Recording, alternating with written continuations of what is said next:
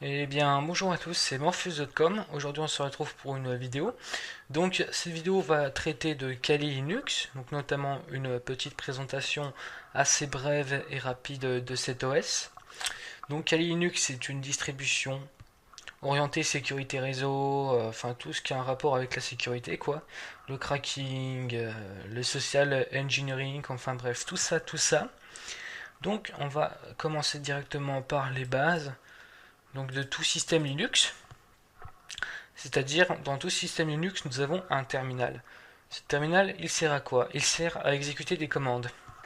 Donc par exemple, je fais un sudo. Donc le sudo, ça passe la commande suivante en super utilisateur, c'est-à-dire si je fais sudo dpkg mon -i par exemple, plus mon fichier, je vais donc décompresser mon fichier en super utilisateur, en route donc. Là, vous avez donc le bash, enfin oui, ça doit être le hashtag plutôt, qui est signe que je suis déjà en route, tout simplement.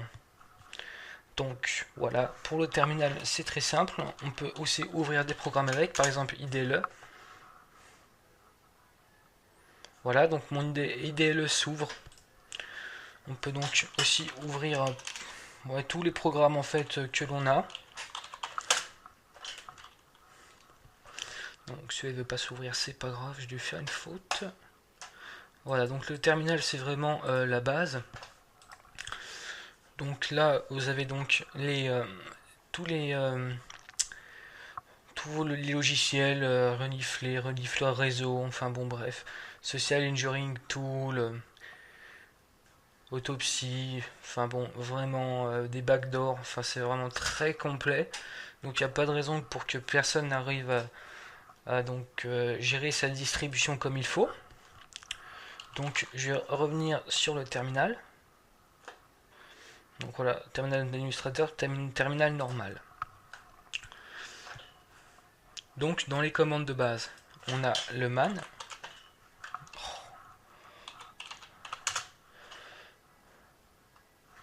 Donc le man, c'est donc ça nous ouvre un utilitaire qui donc nous aide afin d'utiliser un tool. Par exemple, si je fais man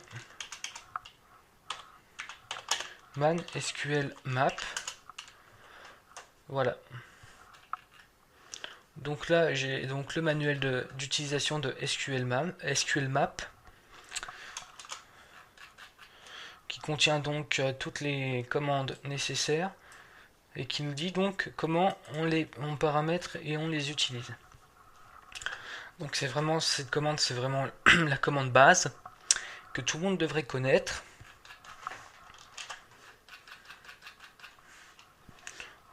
Voilà. Donc le manuel, c'est vraiment l'outil principal quand vous avez un problème avant de vouloir poser des questions ou comment dire. Ou si vous avez du mal à utiliser quelque chose, le man c'est vraiment la base. Donc voilà. Ensuite, comme j'en ai parlé précédemment, vous avez des PKG. Des PKG donc -deb pour un fichier Debian, enfin bon bref, voilà. Qui permet donc de dépacter des fichiers et de les installer. C'est très simple. Donc voilà, donc ça c'est vraiment les commandes basiques. Donc aussi on a les apt-get. Donc apt-get avec le logiciel voulu. On remplace ce que j'ai mis là par le logiciel que l'on veut. Et après on fait entrer et ça va l'installer. Donc update mise à jour. Donc les mises à jour des listes de paquets. On peut aussi faire manuellement via le source list. Donc c'est vraiment très complet. Voilà. Donc ensuite on a dans la série apt-get nous avons aussi le dist upgrade. Réalise une mise à jour donc une mise à jour des logiciels et de la distribution au passage. Donc check des ruptures de dépendance. Les dépendances c'est vraiment assez chiant à maîtriser puisqu'en fait les dépendances, c'est comme tout le monde sait, je pense que dans un système Unix, c'est-à-dire Linux, Debian, tout est fichier, c'est-à-dire logiciel, fichier système, absolument tout est fichier. C'est vraiment important à connaître. Donc le check vérifie s'il n'y a pas de rupture de dépendance, c'est-à-dire des morceaux cassés, quoi. Des morceaux de logiciel ou genre de trucs corrompus, ou voilà. Donc voilà. Donc c'est vraiment assez basique, dirons-nous. Donc dans les applications, on a donc... Bon, je vais faire une petite présentation rapide. Donc voilà, récupération d'informations. Donc en gros, c'est un peu de la forensique. Il y a vraiment quelques logiciels de forensique dans le tas, mais c'est vraiment pas grand chose en fait. C'est plus voilà, du DNS, enfin bon, Sparta, donc des logiciels plutôt normaux quoi. Récupération d'informations par exemple sur un ordinateur ou tout ça. Donc la vulnérabilité, donc c'est voilà, c'est aussi pour essayer de s'introduire dans un ordinateur. Enfin bon, l'analyse de la vulnérabilité, ça permet donc d'établir un diagnostic si la cible est bien protégée ou faiblement protégée en fait, tout simplement.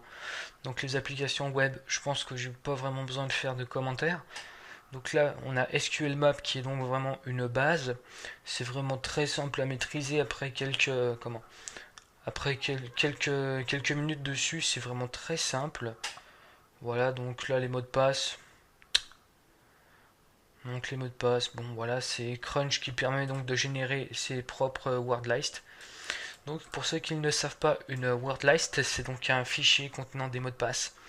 Souvent gros, assez volumineux. C'est-à-dire ils sont assez lourds. Pour par exemple une word list de WPA, c'est en moyenne à peu près 7 Go, et encore si on la découpe en morceaux. Sinon ça fait vraiment des gros blocs, à peu près de 35 Go, voire plus. Donc je vais revenir sur... J'ai pas encore fait l'évaluation de la database. Bon bah c'est pareil avec SQL Map, enfin c'est vraiment basique quoi. C'est pour voilà, les bases de données SQL, c'est vraiment bon. Je pense pas que j'ai besoin de faire de commentaires là-dessus, c'est vraiment très simple. Il n'y a vraiment rien de compliqué, surtout que bon, c'est des scripts déjà tout faits, donc c'est vraiment pas la mort. C'est vraiment tranquille, tranquillou. Donc H4, qui est un peu une version améliorée de John, qui permet donc d'essayer de craquer un hash. Donc il y en a plusieurs types pour ceux qui veulent vraiment savoir. Il y a le SHA 256 et plusieurs autres encore que je n'ai plus tout à fait en tête. Donc il y a aussi le MD5. Donc voilà, c'est vraiment bon. C'est pas sorcier, mais bon, franchement, je recommande pas trop l'usage de brute force. Ça dépend vraiment de la vitesse qu'on a sous la main. Donc à la rigueur avec bon, un cluster Linux, ça pourrait être intéressant de voir ce que ça donne. Mais sinon vraiment je recommande vraiment pas la brute force, c'est vraiment trop long et beaucoup trop coûteux en énergie et en ressources. Voilà. Donc attaque sans fil. Bon. Alors Aircrack NG qui est une suite permettant donc la capture de uncheck, en gros de paquets sur un réseau choisi. Et donc de là, on va pouvoir attaquer avec John ou le logiciel de votre choix. Pareil, les Rainbow... Alors, je vais revenir aussi ici, les Rainbow Crack. Les Rainbow tables, c'est donc des tables de hash en fait. Donc c'est vraiment 10 fois plus volumineux qu'un dictionnaire conventionnel. Peut-être un peu plus efficace, après je sais pas trop, mais en tout cas tout ce que je sais, c'est que c'est réellement très volumineux. Donc voilà. Donc les exploitations. Armitage, qui est en fait une version graphique de Metaexploit Framework, qui permet donc l'intrusion et entre autres le test de vulnérabilité sur un ordinateur. Donc à distance, ouais, c'est vraiment limite, voire même impossible. Sauf si vraiment il y a beaucoup trop de failles. S'il y a un vieux Windows XP, si tu as 250 km, ça peut être intéressant. Mais bon, sinon, voilà. Alors, je vais revenir donc sur Metasploit, qui est en fait donc voilà un outil donc de prise de contrôle à distance, d'envoyer des codes pas très sympathiques et tout ça, mais vraiment il y a la version, je crois qu'on peut avoir la version pro en essai, je crois de quelques jours ou 2 semaines, je sais plus vraiment l'ordre exact. Donc ça rajoute des exploits. Donc c'est assez sympa, mais sinon la version complète, je crois, j'avais vu le prix sur le forum Kali Linux, et me semble-t-il que c'est 15 000 euros la licence complète de Metasploit. Donc autrement dit, c'est vraiment c'est énorme, et ça rajoute apparemment pas tant de choses que ça, donc c'est vraiment bon. La version free peut vraiment mieux faire, donc cette version-là fait vraiment mieux si on crée ses propres exploits, enfin bon, bref, c'est vraiment mieux. Donc, les renifleurs, voilà. Donc, les renifleurs réseau, c'est quoi? Donc, les renifleurs réseau, c'est juste en fait un logiciel qui va capturer tous les paquets transitant sur un réseau. Donc, c'est assez utile donc, pour découvrir entre autres des mots de passe, enfin ce genre de trucs. C'est sympa pour faire une MITN, Main in the Middle. Donc, club du milieu, en fait, c'est bon. Vous avez deux ordinateurs. Et donc il y a le hacker qui se place au milieu et qui sniffe tous les paquets transitant entre les deux ordinateurs. Par exemple, vous avez A et B, et C. C étant le hacker, il est au milieu de A et B. Bah, c'est lui qui va sniffer les paquets, puis il va pouvoir découvrir la communication qui s'est établie entre les deux ordinateurs. Donc c'est plutôt pratique. Donc, criminalisme. Bon, je sais pas vraiment trop quoi dire dessus. Si ce n'est que c'est aussi un peu de la forensique, il y a quelques trucs de forensique là-dedans. Donc le HDIP, voilà, c'est encore un truc pour le MD5, sachant que le logo était écrit en gros, c'était pas compliqué à devenir. Donc voilà, c'est bon, c'est pas vraiment foremost, voilà. Donc c'est un peu des trucs de forensique, de rootkit, enfin c'est un peu tout patraque, on va dire, c'est vraiment bon, voilà. Alors, rapport case fall. Par exemple, si vous êtes amené à faire un pen test, le case fall, ça va permettre donc de rassembler, de créer des documents de preuves. Vous en avez donc plusieurs types, people, Cuticape, enfin bon, bref, tout ça. Donc, le social engineering, c'est donc l'art de la tromperie, c'est-à-dire on peut, voilà. Par exemple, je sais pas, moi j'appelle mon voisin en disant que je suis un technicien de chez son opérateur, c'est-à-dire Free, et que j'aurais besoin d'accéder à sa box pour faire de la maintenance, et au passage, bah hop, je chope le mot de passe en fait, tout simplement. C'est juste. Le social engineering, c'est un peu trouver les failles chez nous, quoi. Enfin, version humaine, parce qu'il n'y a pas de patch pour les corriger, c'est de la stupidité. Il n'y a pas de patch pour la corriger.